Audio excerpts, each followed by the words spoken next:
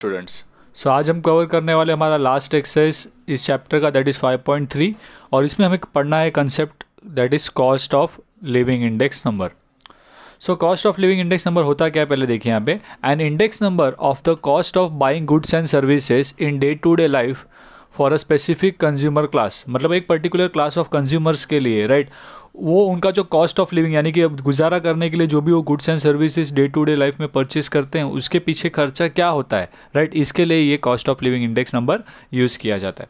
इस cost of living index number को consumer price index number भी कहा जाता है। ठीक है, तो यहाँ पर हमें दो फॉर्मूलाज याद रखने हैं cost of living index number के लिए। पहला है आपका वेटेड एग्रीगेट मेथड के लिए और सेकेंड होगा family budget method. Aggregate expenditure method में अगर आपको कैलकुलेट करना है तो उसके लिए कॉस्ट ऑफ लिविंग, CLI का मतलब है यहाँ पर कॉस्ट ऑफ लिविंग इंडेक्स, और इसका फॉर्मूला अगर आप देखें तो summation P1Q0 divided by P0Q0 तो इंटू 100। तो ये फॉर्मूला जो है आपका, अगर आप याद रहे आपको, तो हमने जो इसके पहले के एक्सरसाइज में लैस्पियर का जो फॉर्मूला किया था वही है ये, राइट। तो सेम फॉर्मूला यहाँ पर लिया जाता है किसके लिए, एग्रीगेट एक्सपेंडिचर मेथड में। और अगर समझिए फैमिली बजट मेथड है तो वहाँ पर आपको वेटेड रिलेटिव मेथड कहा जाता है इसे। वहाँ पर आपको कॉस्ट ऑफ लिविंग इंडेक्स के लिए आपको वेटेजेस दिए होंगे, तो उस समय आपका कॉस्ट ऑफ लिविंग इंडेक्स का फॉर्मूला होगा I इंटू W का समीशन डिवाइडेड बाय W का समीशन। W मतलब वेट्स, राइट। तो I इंटू W, तो I का मतलब होगा वहाँ पर P1 अपॉन P0 इंटू 100। तो इंडिविजुअली हर कमोडिटी के लिए आप P1 अपॉन P0 इंटू 100 करके I फाइंड कर सकते हो, अगर आपको इन्फॉर्मेशन आई का नहीं दिया है तो। अगर दे दिया है तो कोई प्रॉब्लम नहीं, उसे आप इंटू W करके उसका टोटल निकालेंगे और जो W का टोटल आएगा वो आपको यूज़ करना है। ओके, तो ये आपके कॉस्ट ऑफ लिविंग इंडेक्स का नंबर है। इसके अलावा यहाँ पे आपको एक और एक टर्म यूज़ होने वाला है, दैट इज़ रियल इनकम। सो उस पर्सन का रियल इनकम क्या होता है वो फाइंड करने के लिए आपका फॉर्मूला है income divided by cost of living index into 100। ठीक है, तो ये फॉर्मूला भी आपको याद रखना है। इन दोनों की मदद से हम ये एक्सरसाइज आराम से कंप्लीट कर पाएंगे। तो शुरू करते हैं हमारा next exercise, that is 5.3, that is on cost of living index number 5.3। तो शुरू करते हैं। देखिए फर्स्ट क्वेश्चन में आपको क्या बोला गया है, calculate the cost of living index in problem 1 2 3, first second third, तीनों क्वेश्चन में आपको cost of living index number calculate करना है। और इन्फॉर्मेशन देखिए क्वेश्चन में क्या दिया गया है आपको, ग्रुप दिया हुआ है यहाँ पर, बेस ईयर दिया है, बेस ईयर का प्राइस यानी कि ये P0 होगा आपका, और ये क्वांटिटी है यानी कि ये Q0 होगा।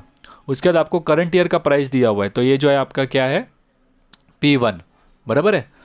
अब आपको इससे क्या करना है, cost of living index calculate करना है। सो आपको पता है कि कॉस्ट ऑफ लिविंग इंडेक्स के लिए पहले तो मैं क्वेश्चन में जो दिया है वो टेबल में पुट कर देता हूँ।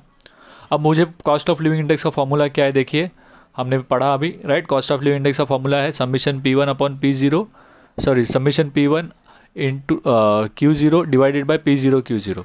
अब ये दोनों टर्म्स हमें फाइंड करने होंगे, तो पहले हम लोग ये दोनों चीज़ें फाइंड करेंगे। तो P1 Q0 यानी कि मुझे P1 और Q0 ये दोनों को मल्टीप्लाई करना है। सो 15 इंटू 170 मुझे देगा 2550, 20 इंटू 190 3800, 30 इंटू 220 वो आपको देगा 6600, 10 इंटू 180 1800, 12 इंटू 200 2400। फिर P0 Q0 फाइंड करना है यानी कि दोनों को मल्टीप्लाई, तो 120 इंटू 15 करेंगे आप तो आपको आएगा 1800, 150 इंटू 20 करेंगे वो आपको देगा 3000, 130 इंटू 30 करेंगे वो आपको देगा 3900, 160 इंटू 10 वो आपको देगा 1600, फिर 200 इंटू 12 आपको देगा 2400। ओके, और इन दोनों के टोटल आपको यहाँ पर यूज़ करना है बिकॉज देखिए सबमिशन है। सो दोनों के टोटल हम निकालेंगे, तो फर्स्ट P1 Q0 का टोटल आएगा आपको 17,150 और P0 Q0 जो है वो आपको मिलेगा 12,700। ठीक है, इन दोनों को यहाँ पे हम लोग फॉर्मूला में पुट कर लेते हैं। अब भाई जैसे कि मैंने कहा आपको, पहले आप यहाँ पे 0 0 कैंसिल करके बाकी के नंबर्स को डिवाइड कर लीजिए, फिर 100 से मल्टीप्लाई करने के लिए आप क्या करेंगे, पॉइंट को 2 नंबर राइट की तरफ शिफ्ट कीजिए। सो यहाँ पे आपको आंसर मिलेगा सॉल्व करने के बाद 135.04। क्लियर। सेम तरीके से हम सेकेंड क्वेश्चन भी सॉल्व करते हैं। देखिए सो अगेन आपको यहाँ पे इन्फॉर्मेशन में चेंजेस किए गए हैं और प्राइस देखिए, बेस ईयर का price that is P0, quantity यानी कि Q0, और ये आपका P1। तो अगेन हम लोग टेबल बना लेंगे और टेबल में जो जो चीज़ें दी गई हैं वो पहले पुट कर देता हूँ। और हमें पता है कि यहाँ पे हमें दो चीज़ों की ज़रूरत पड़ने वाली है, P1 Q0 और P0 Q0, तो वो दोनों ही फाइंड कर लेते हैं पहले। सो P1 Q0 यानी कि ये दोनों कॉलम्स को मल्टीप्लाई करना है हमें, तो 15 इंटू 45 आपको देगा 675, 10 इंटू 35 350, 17 इंटू 25,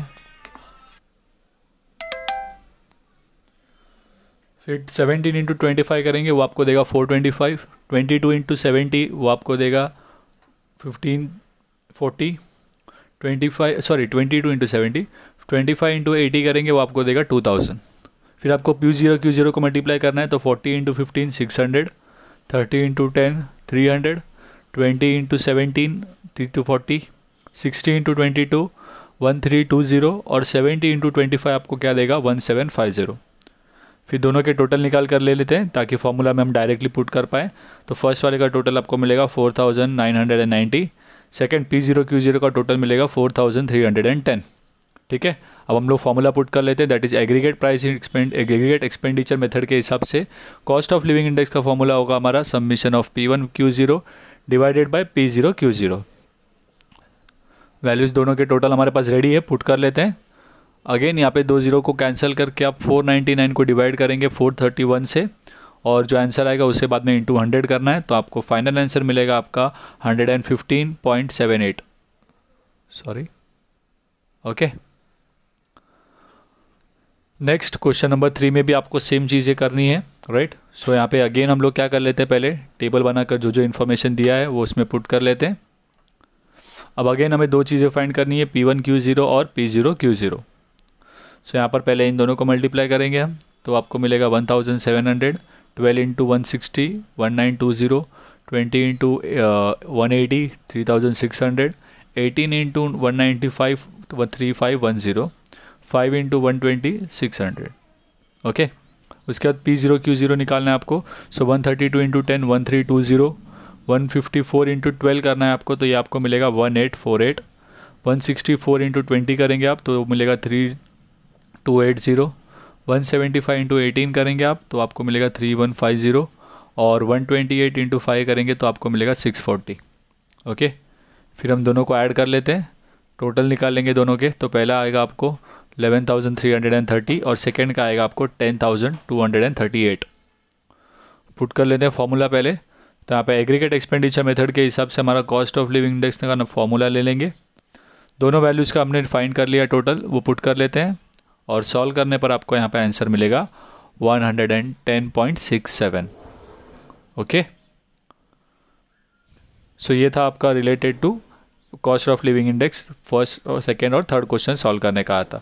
नेक्स्ट आ जाते हैं क्वेश्चन नंबर 4 पर। सो क्वेश्चन नंबर 4 में देखिए क्या बोला उन्होंने, कहा बेस ईयर्स वेट W दिया हुआ है and current years price relative आपको दिया हुआ है I। तो I और W के टर्म्स में दिया हुआ है, राइट। तो आपको गिवन प्रॉब्लम्स 4 to 8 में सब में आपको यही चीज़ करनी है, दैट इज़ I। फॉर्मूला क्या था आपका याद है, राइट। फैमिली बजट मेथड के हिसाब से कॉस्ट ऑफ लिविंग इंडेक्स निकालना होगा, that is summation of IW upon W। सो यहाँ पर हम लोग क्या करेंगे, क्वेश्चन में जो दिया है देखिए वो पुट कर लेते हैं पहले IW का इन्फॉर्मेशंस।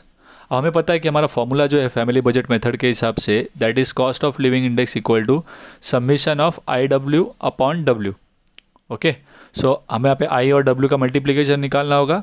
W का टोटल तो हम लोग निकाल ही पाएंगे, तो पहले हम लोग I इंटू W निकालते हैं। सो यहाँ पे दोनों को मल्टीप्लाई करेंगे तो 70 इंटू 5 350, 90 इंटू 3 370, 100 इंटू 2 200, 60 इंटू 4 क्या देगा आपको 240, और 80 इंटू 6 क्या देगा आपको 480। अब W का टोटल लेते हैं और IW का भी टोटल लेते हैं।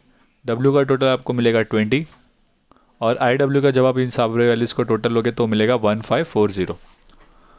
फिर हम इसे वैल्यू फॉर्मूला में पुट कर लेते हैं, 1540 डिवाइड बाय 20 करेंगे आप, सो आपको आंसर मिल जाएगा वहाँ पे 77।